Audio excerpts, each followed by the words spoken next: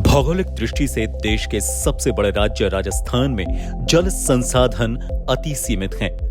राज्य के 2/3 क्षेत्र में रेगिस्तान व जल उपयोग की दृष्टि से कृषि क्षेत्र में 80% से ज्यादा जल मांग, सिंचाई हेतु 70% से अधिक भूजल पर निर्भरता, भूजल स्तर में लगातार तेजी से गिरावट ने राज्य के नीति निर्धारकों का ध्यान गंभीरता से खींचा है। राज्य द्वारा 90 के दशक में कृषि क्षेत्र में जल के कुशल प्रबंधन हेतु शुरू की गई पाइपलाइन व फव्वारा सिंचाई प्रणाली को वर्ष 2006-2007 में केंद्रीय प्रवर्तित सूक्ष्म सिंचाई योजना ने प्रभावी गति प्रदान की। तत्पश्चात राष्ट्रीय सूक्ष्म सिंचाई मिशन, प्रधानमंत्री सूक्ष्म सिंचाई योजना व पर ड्रॉप मोर क्रॉप योजनाओं ने इसे बृहद स्तर पर लागू करने में महती भूमिका का निर्वहन किया। सिंचाई जल के कुशलतम उपयोग की दृष्टि से किए गए विभिन्न नवाचारों में से एक है समुदाय आधारित दक्ष सिंचाई परिकल्पना। वर्ष 2010-2011 के दौरान उद्यान विभाग राजस्थान द्वारा सभी हितधारकों के सहयोग से बेगस बसेडी क्लस्टर में सूक्ष्म सिंचाई व कृषि उद्यानिकी की आधुनिक तकनीक व नवाचारों को सामुदायिक स्तर पर धरातल पर लाने हेतु शुरुआत की गई। राजधानी जयपुर से 40 किलोमीटर दूर 652 किसान परिवारों व 1843 जनसंख्या के इस गांव में कुल कृषि योग्य 662 हेक्टेयर भूमि का 537.27 हेक्टेयर क्षेत्र सिंचित है। सूक्ष्म सिंचाई योजना का व्यापक प्रचार प्रसार तथा समस्त हितधारकों के अथक प्रयासों से आज ये संपूर्ण सूक्ष्म सिंचाई आच्छादित गांव का दर्जा प्राप्त कर चुका है। राज्य सरकार ने कृषि क्षेत्र में ऊर्जा की बढ़ती खपत को देखते हुए सौर ऊर्जा आधारित सोलर पंपों की बड़ी योजना पर वर्ष 2009-2010 में काम शुरू किया।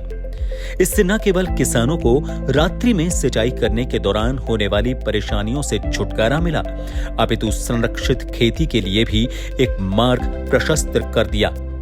ऊर्जा की पूर्ति के हल उपरांत पानी के लिए वाटर हार्वेस्टिंग स्ट्रक्चर योजना को अनिवार्य रूप से शामिल कर संरक्षित खेती का सफलतम मॉडल की इसी गांव से शुरुआत 2010-2011 में की गई और आज लगभग 2.5 लाख वर्ग मीटर क्षेत्र में संरक्षित खेती की जा रही है। आज इस गांव में 142.36 हेक्टेयर फव्वारा, 179.61 हेक्टेयर मिनी स्प्रिंकलर तथा 215.30 हेक्टेयर क्षेत्र में ड्रिप से सिंचित क्षेत्र है। यहाँ के नवाचारी किसानों द्वारा poly house, shade net house, low tunnel, mulch, सौर ऊर्जा पंप, फार्म पॉन्ड, ऑटोमेशन और फर्टिगेशन जैसी अत्याधुनिक तकनीक अपनाकर कृषि समुदाय को एक उदाहरण प्रस्तुत किया।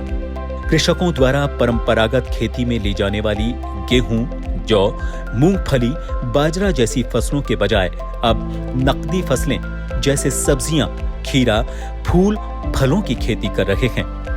आधुनिक तकनीक व प्रति बूंद से अधिकतम गुणवत्ता पूर्वक उत्पादन ने किसानों की आय में प्रभावी वृद्धि दर्ज की। इसके फलस्वरूप यहाँ के किसानों के जीवन स्तर उठने के साथ साथ युवाओं में आधुनिक कृषि की ओर रुझान बढ़ा है।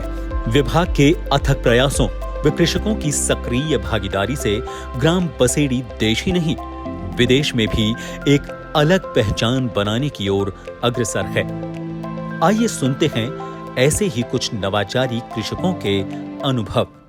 फिर मैंने कहीं जाके पोली हाउस की जानकारी ली, किसानों से मिला, फिर मैंने पोली हाउस लगवाए। फार्म पॉन्ड है मेरा, इसमें जो बारिश का पानी आता है पोली हाउस से साफ सुथरा आता है और इससे अच्छी फसल होती है। ग्रीन हाउस बनाए 6, उनमें पक्की नाली बनाई, पॉन्ड हार्वेस्टिंग बनाया और फिर उनका पानी इकट्ठा करके और इनसे हम पैदावार ले रहे हैं। इस बरसात के पानी से हम जितना देते हैं इनके अंदर फर्टिगेशन, माइक्रोन्यूट्रिएंट वगैरह, वो सभी 100% काम में आते हैं।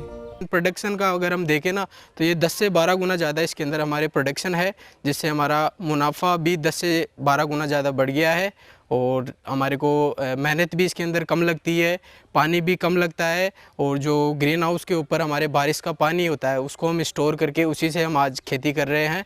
और ये मैं मानता हूँ कि ये ड्रिप इरिगेशन आने से हमारी ज़िंदगी के अंदर बहुत अच्छा बदलाव आया है, हमारी लाइफ स्टाइल सुधरी है और हमारा जो मुनाफा है, इनकम है, वो बहुत काफ़ी हद तक अच्छी हुई है, बढ़ी है।